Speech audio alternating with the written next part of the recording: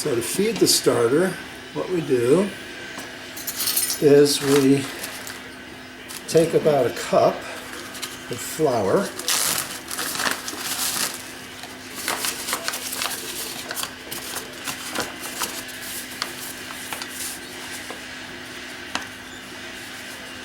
generally use unbleached all-purpose flour for this.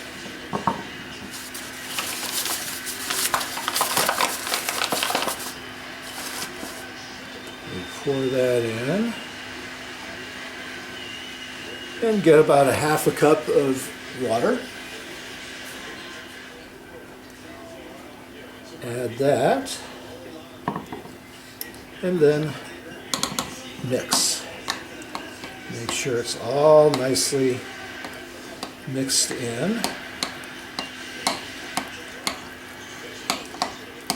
And you can notice that I'm doing this over the board that I'm going to be doing the kneading on, because I'm going to need flour there anyway. And so that is just trying not to waste it as I do these various steps.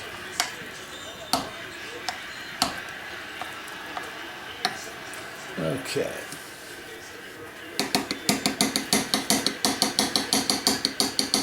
The other thing I try to do is wipe the various doughs off the spoon, because what I don't want to do is put a lot of paste down the drains as we're cleaning up. So it's always handy to have some paper towels around to take care of that. And up. This will go back into the refrigerator where the sourdough starter lives, and that'll work just fine. Okay, now for the dough. I'm going to follow Mom's suggestion and just do triple O flour. You can see this is, or double O flour. This is double O flour. It's very finely ground. And what I need is about 2 cups.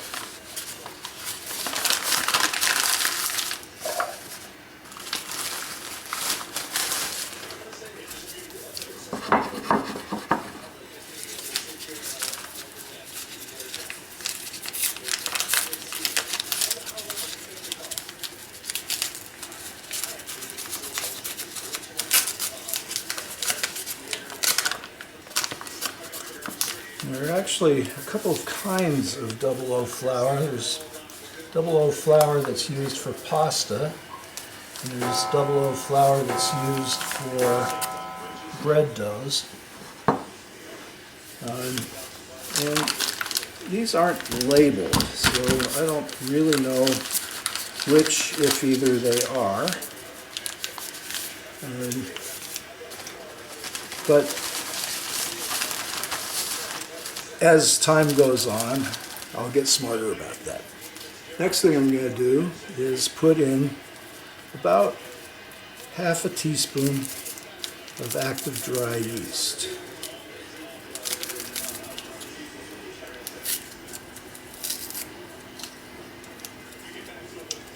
In with this flour mixture. So.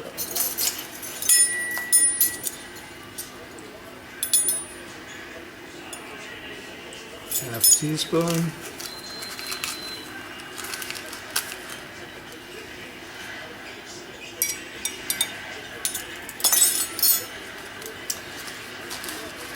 And I'm going to put in a teaspoon of salt.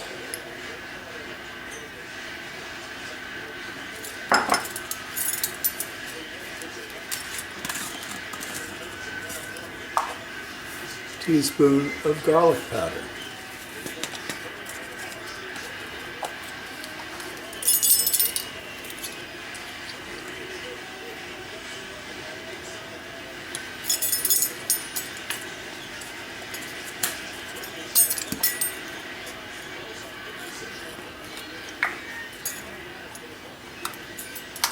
A teaspoon of onion powder.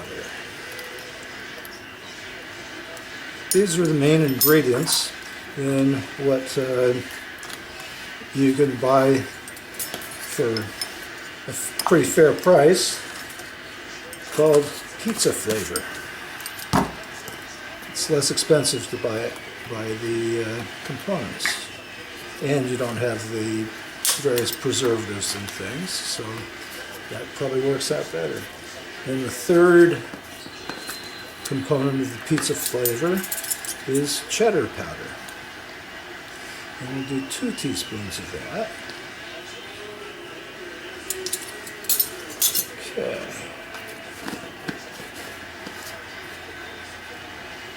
All right, now we need about a half a cup of water with this recipe.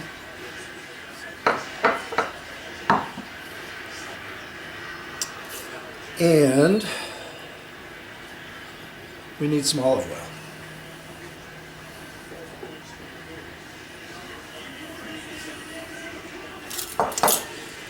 About a tablespoon of olive oil to go into this mixture.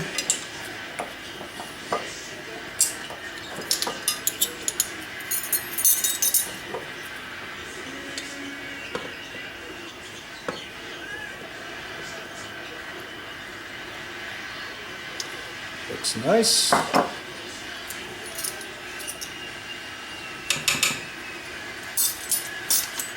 So let's mix this flour mixture together a little bit.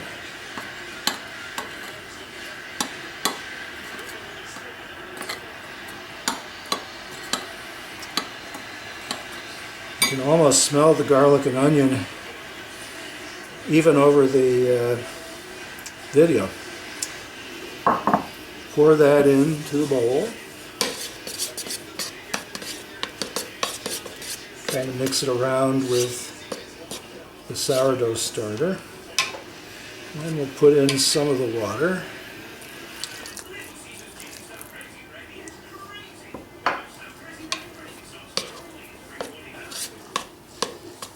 And mix.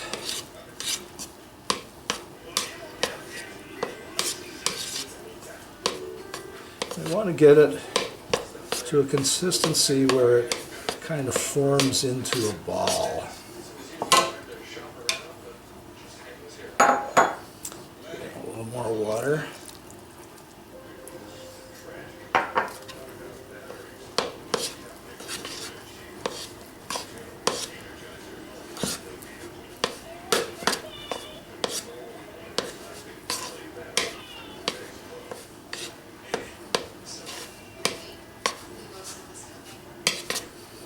Getting to be pretty close to where we want it. Maybe just another few drops of water.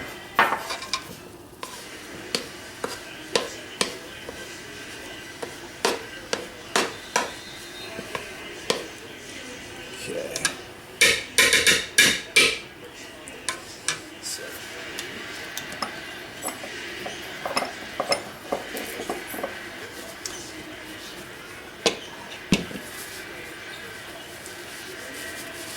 Wipe off the spoon.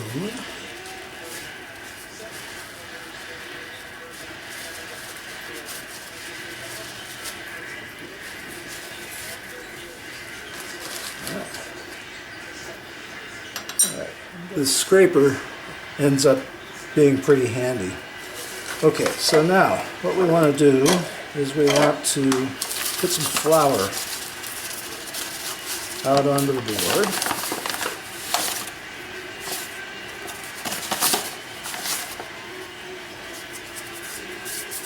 That keeps the dough from sticking when we're kneading it.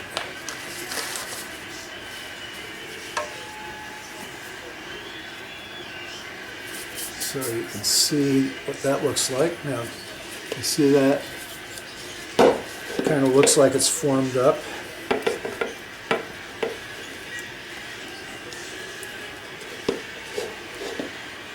And so we'll put that out on the board. Get a little bit more of this stuff. Okay. And now, what we do is we knead.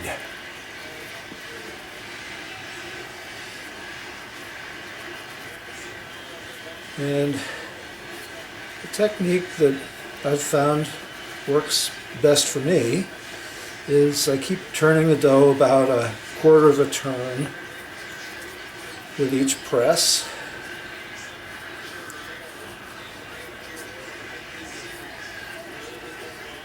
And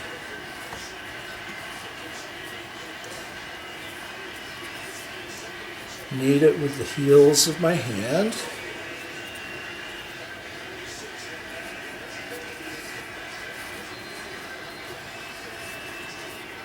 This is actually the fun part because you can feel what the bread feels like, what the dough feels like. It's very soft with this double O flour.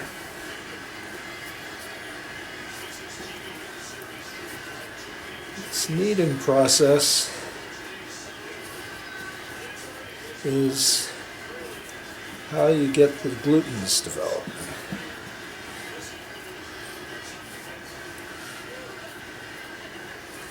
It's the glutens that allow it to stretch and yet hold it together.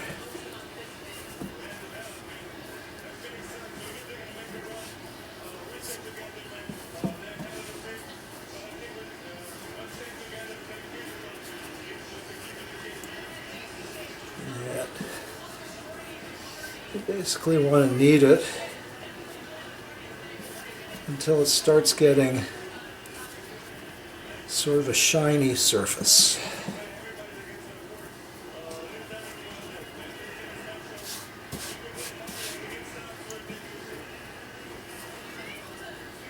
Should take about 3 or 4 minutes.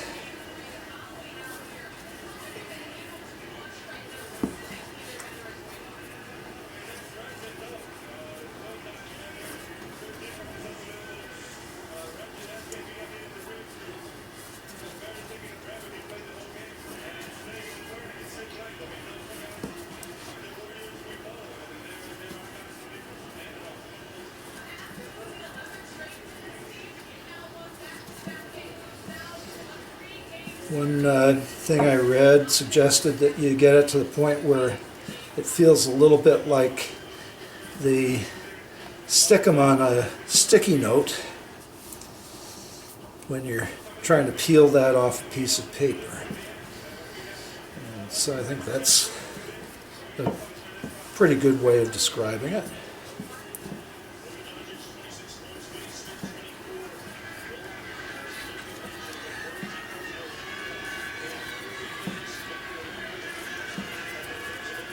Okay. So that's a pretty nice looking ball there. Next thing I'm going to do is I'm going to clean out this bowl and then I will be back. So hold tight. Okay, I'm back. So we have a clean bowl. And I scraped it, as I said, so that I'm not putting paste down the drain, but then washed it and dried it.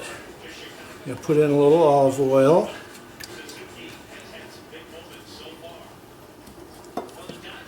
See, we've got a little olive oil there. And I'm going to take this dough and just get it nicely coated with the olive oil.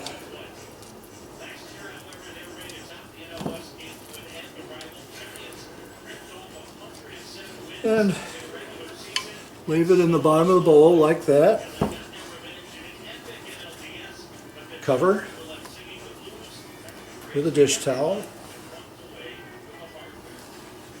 can use saran wrap or something if you aren't working with these particular bowls, because these particular bowls, the saran wrap doesn't work, doesn't stick. So that's the process of putting the dough together. It'll be about 3 hours before it's risen and needs to be punched down. Meanwhile, in a little while, we'll make the sauce, and that'll be the next step. So that's it. I'll see you later. Okay, so now we're going to make some tomato sauce.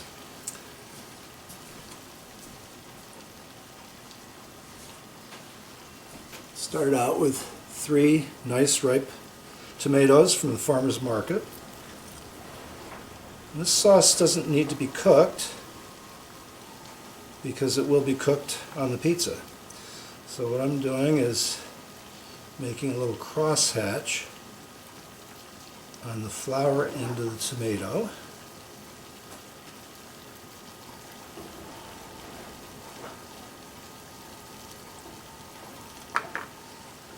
And I'm going to drop these tomatoes into a pot of boiling water.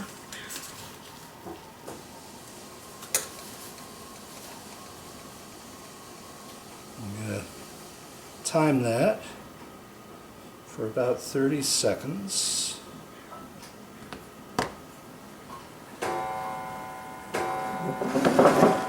And I've got some ice water here. So when the tomatoes have been in the boiling water for 30 seconds,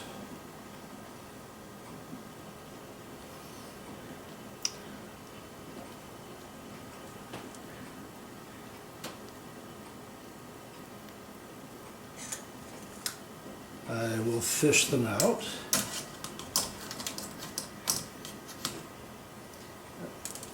Different tool.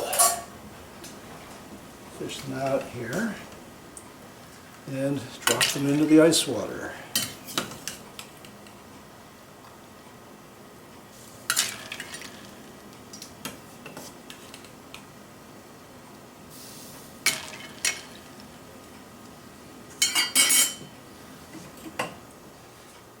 Now, of course, this could be done with canned tomatoes. I just enjoy starting with something that's coming from our local farmers. So, I don't know whether you can see this, but the skin has split very nicely.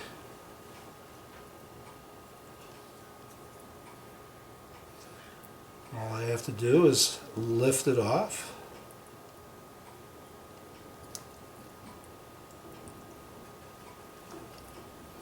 Cut the stem end off.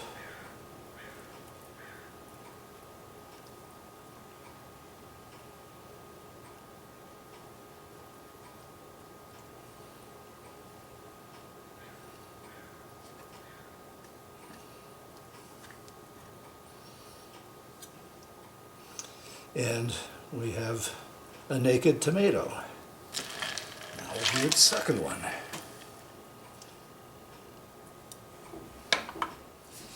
And I'm going to just take the skin off 3 garlic cloves.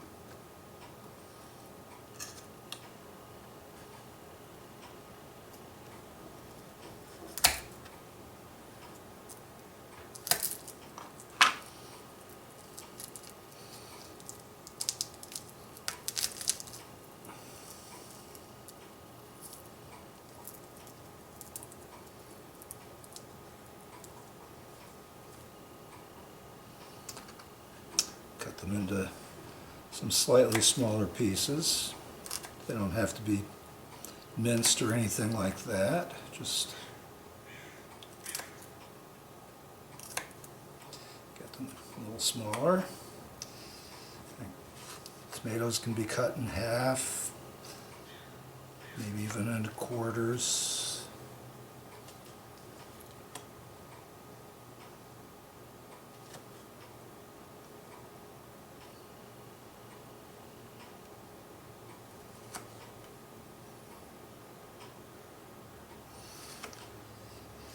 And then the sauce is going to be made in the food processor. Could also be done in a blender.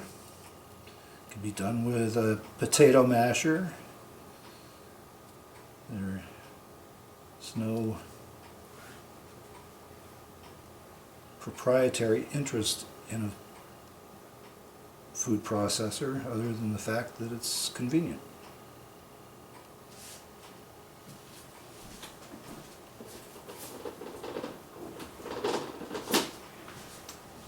So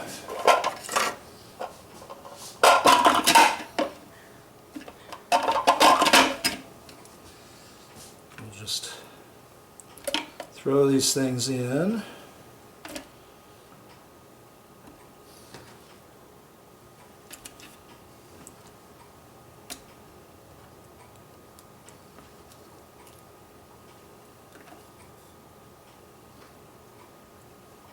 Okay, so there's no real science with this, just kind of figure how it's going to fit with your own taste. I think I'll put in a teaspoon of salt. I think I'll do about a half a teaspoon of basil, dried basil leaves.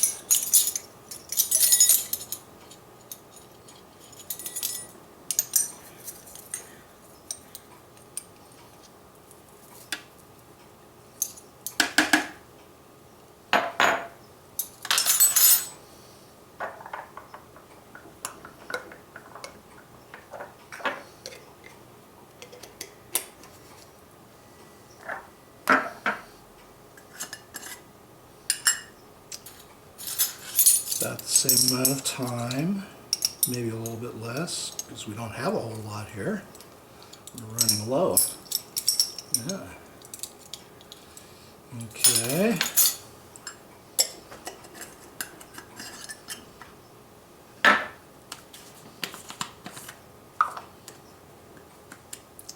And some oregano.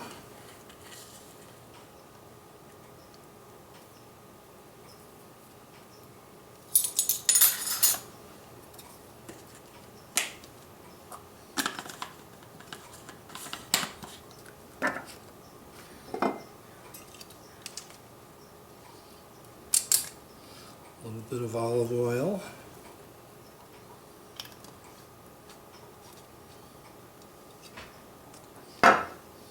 And now we'll assemble the food processor.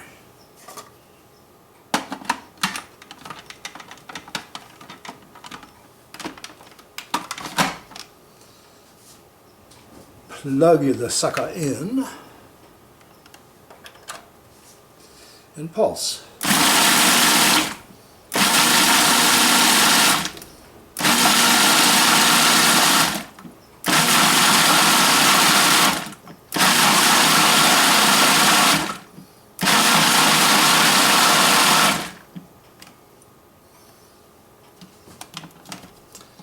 We can see how this tastes. Get a spoon.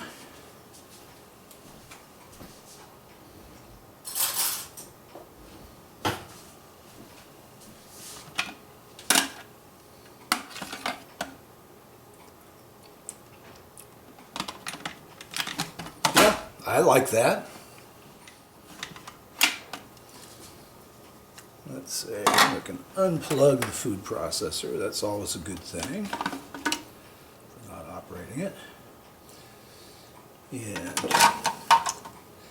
then what we're going to do is put this sauce into a sieve over the bowl. Why are we going to do that? Well, because the sauce is kind of wet and we don't want the pizza to end up being soggy.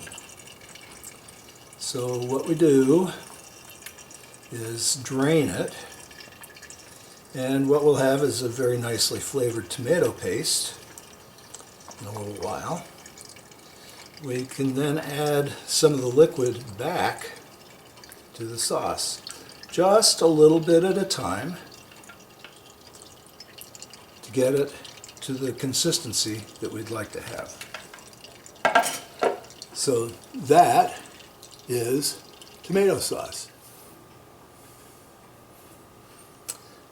Okay, back again. Just so you can see what's happened, the dough has risen, and this bowl is so wide it doesn't actually rise exactly. It just kind of spreads out, but you can see the bulk has more than doubled, which is what we want to see. So, flour on the board,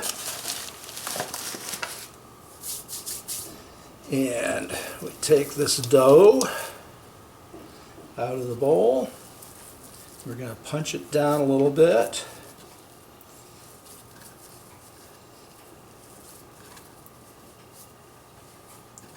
Make it into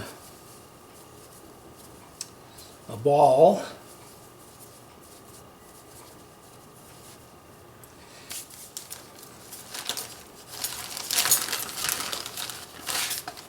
So with bench knife, we're going to cut this ball in more or less half. And we're going to form two balls with that. You know what? I'm going to take a little bit of that. I'm going to add it here.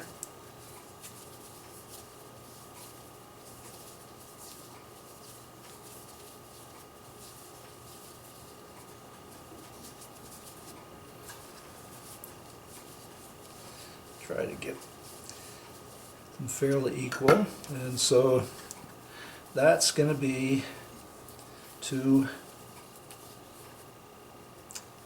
pizza pies.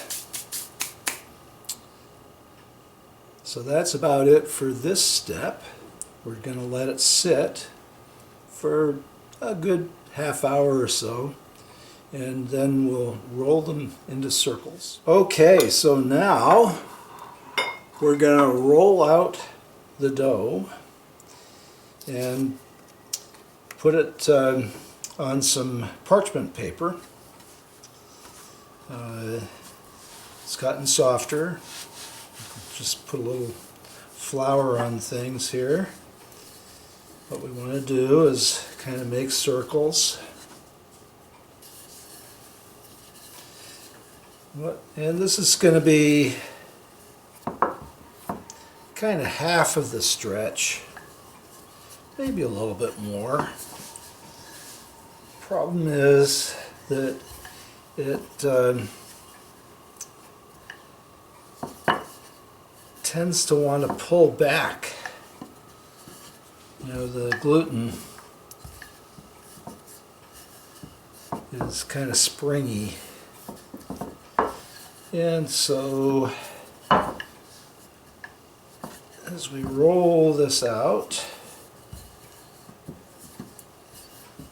we'll almost be the size we're looking for.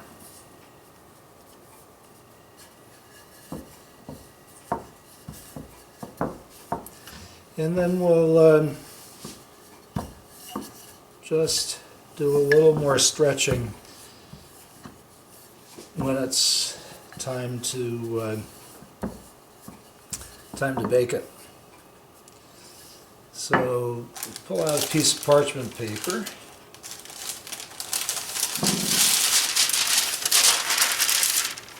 set this one on it. See what happens when you don't have flour, it sticks. A little more flour here.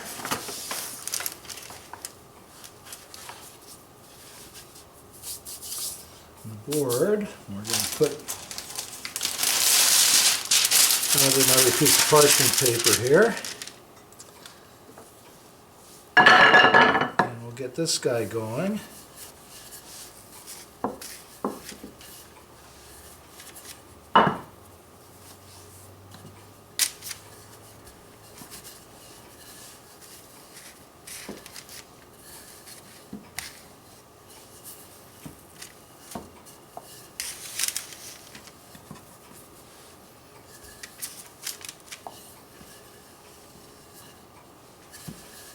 These don't have to be perfect circles. You know, who cares if a pizza is a perfect circle?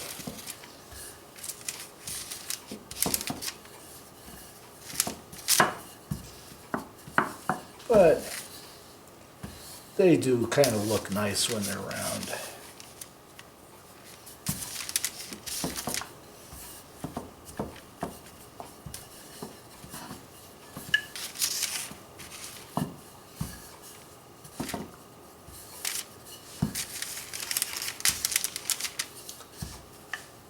So that's stretched out pretty nicely.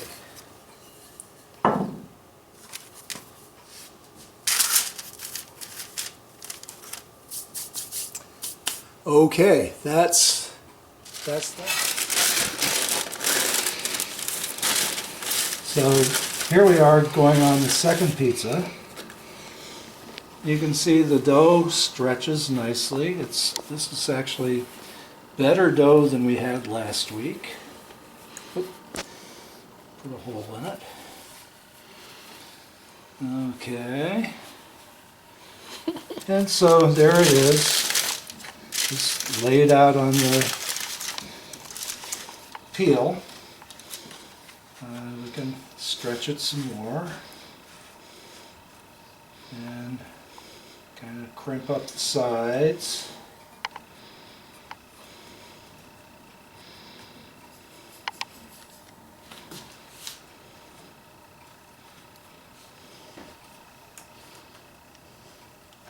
Get those edges there. This is not one of those pizzas that has cheese in the crust, the edges of the crust. Okay, so we have kind of a nice looking pizza dough there. We can put some sauce on.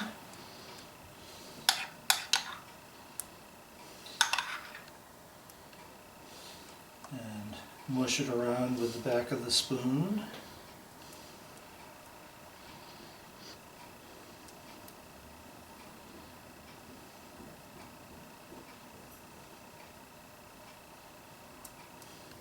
Get it kind of out to the edges.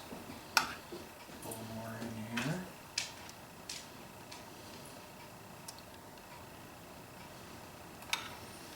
Okay, and we'll start with some onions.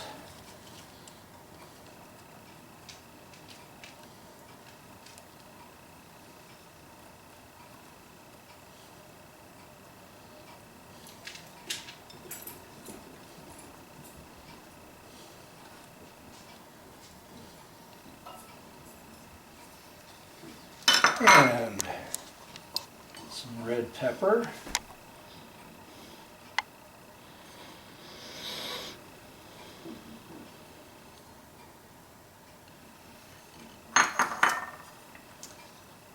Got these tasty olives.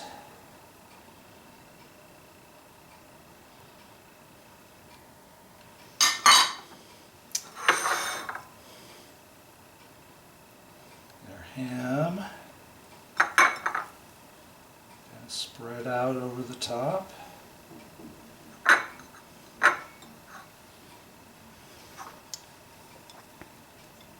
Salami. Very nicely julienned.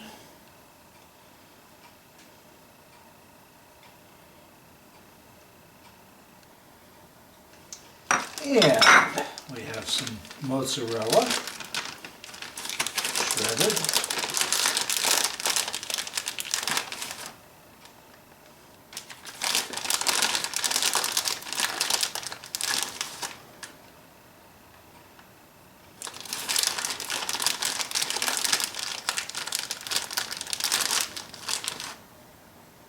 Good coverage.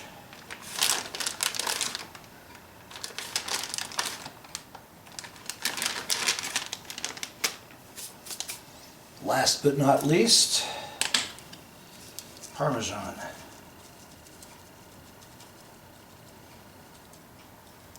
And that's the end of that. Okay, so what we're going to do is we're going to make sure the grill gets good and hot. And the real thing we need to do is make sure the pizza stone is hot on the inside. So we just give it a few more minutes to warm up. We have our pizza here. And then I use a spatula and I use the metal peel to take the pizza off the stone, and I put it on a pizza pan that then can use to carry it back into the house. Put number 2 on, and we're ready to go.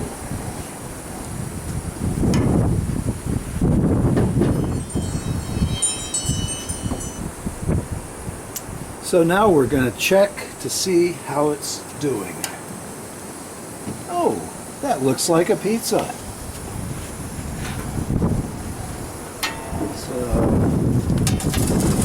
Peel here and spatula just to help it along.